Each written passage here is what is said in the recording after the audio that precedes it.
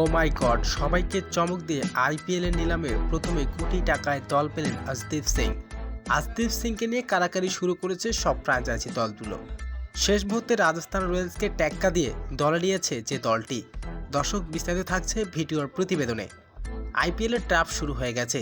এই ড্রাফটে অংশগ্রহণ নিয়েছে আইপিএল এর সবগুলো। নিলামের 4 নম্বরে নাম আসে আজদীপ সিংয়ের। আজদীপ সিংকে বিট করতে চায় একের পর এক সব প্লেয়ারগুলাই বিট করা শুরু করে দেয়।